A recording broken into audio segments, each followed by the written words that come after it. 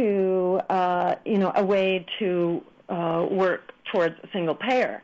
And he's not really taken a fundamental position of creating a national alternative, which there very much should be. So, I would say, Bernie's basically been a collaborator. He's really not independent of the Democratic Party. And, in fact, he's been extremely hostile to third parties. So it's really important to look at what is the record of third-party reforms inside the Democratic Party. And you can go all the way back to Jesse Jackson's campaign in the 1970s, which was probably the most invigorated and strong reform campaign that tried to win the Democratic Party nomination. And I should add, by the way, Bernie has already gone on record on primetime TV that he will support Hillary Clinton or whoever the centrist corporate Democrat is. So that tells you right now that if you raise a dollar for Bernie, if you contribute a dollar, if you make some phone calls, if you get out there and work, you're basically building the structure that will then be transferred over to Hillary Clinton or whoever, and will be used to suppress all the things that Bernie claims to stand for.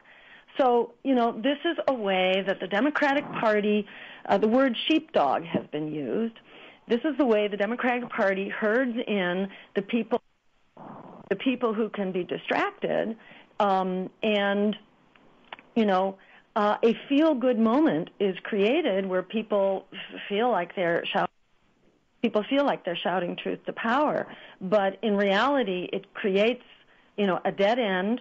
Bernie will then endorse the Democrat, be the cheerleader for them.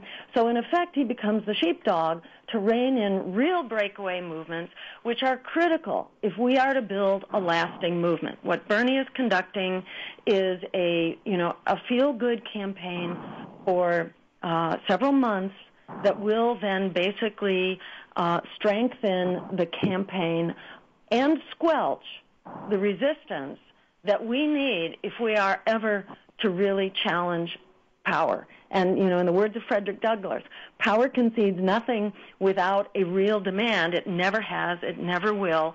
We need a power base. And we've seen both with Jesse Jackson's campaign, we've seen in repeated Dennis Kucinich campaigns, in the Al Sharpton's campaigns, that when these campaigns eventually capitulate and pledge allegiance to the corporate Democrat, they are disappeared. And any good that they might have done outside of the party in building real opposition, politics of integrity, non-corporate, anti-corporate politics, it is nipped in the bud by these sheepdog campaigns inside the Democratic Party. Okay, I appreciate that overview. I'm going to share a different way that I look at this, because I have seen the Democrat that does not consider themselves a corporate Democrat, but considers themselves a good liberal, not distinguishing the difference between a progressive, a person that does not need a political or ideological base, but looks simply for the truth. Wherever the truth is, that's where they want to find that truth, where the corporates looking for how to maintain power through their surrogates, which are the politicians, and they buy the vote.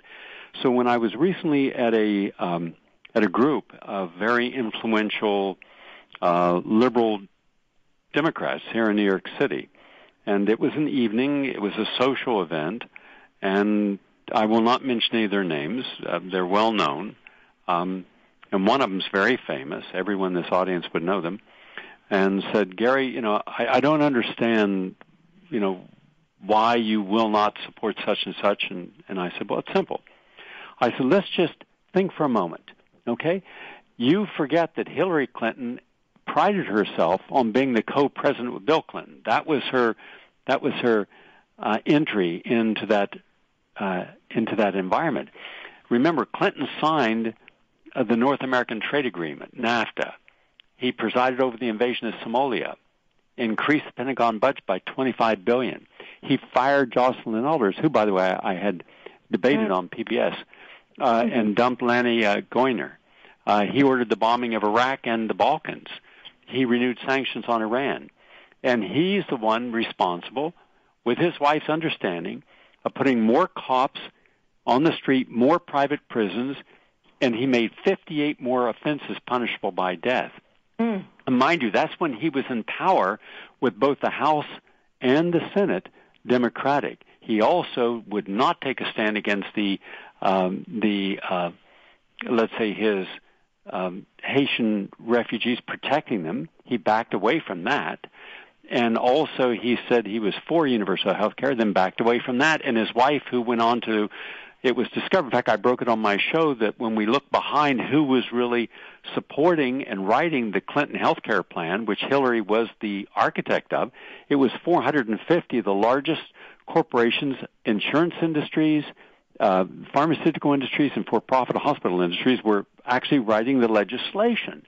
And then you take a step further. They, under Al Gore, with Al Gore, they weakened the Endangered Species Act and the Safe Drinking Water Act. They lowered the grazing fees on land and subsidizing a Florida sugar industry because they were big campaign contributors.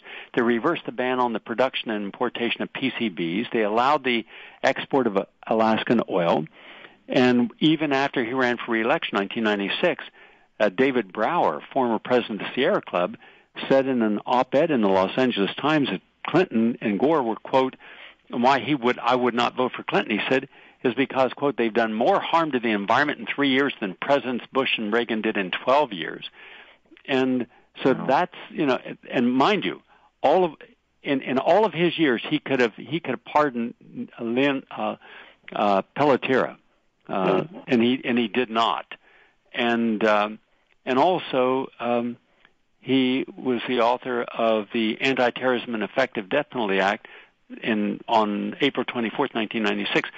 But that's in the U.S. Patriot Act prequel contained provisions that Clinton provided. So he is up to his neck in that. Now, that's only part of it. What really concerns me, and here is where I want to put my emphasis. Here's what I said to the people there. I said, so you condemn Nader, and you to this day you condemn him. Let me just say, here's how I see the world if Ralph Nader had been elected. A, there'd be no NAFTA, CAFTA, or GATT trade agreements. There'd be no Trans-Pacific Partnership secret agreement being rammed through now. There'd be no $23 trillion secret bailout of Wall Street. There'd be no Glass-Steagall destruction. And there would not be allowed $400 trillion in speculative derivatives tied with traditional savings and loan banking. There'd be no executive responsible for the 2008 meltdown due to illegal activity and manipulating the LIBOR.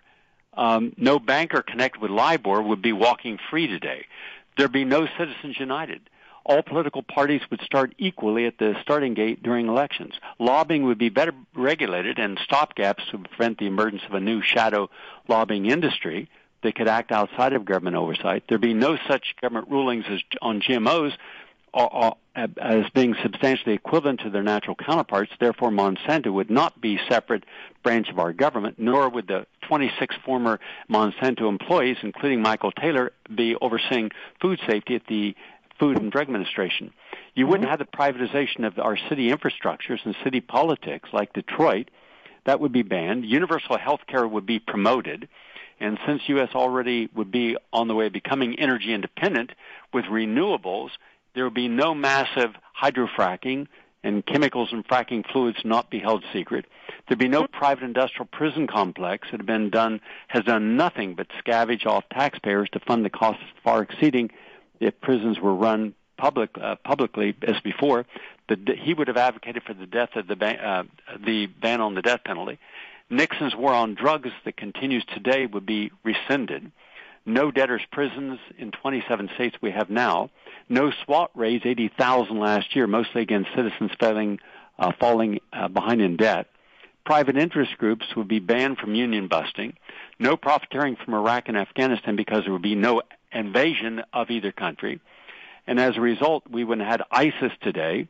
There'd be no humanitarian crisis in other nations due to U.S. covert operations triggering regime change, Honduras, Paraguay, Ukraine, and now Venezuela.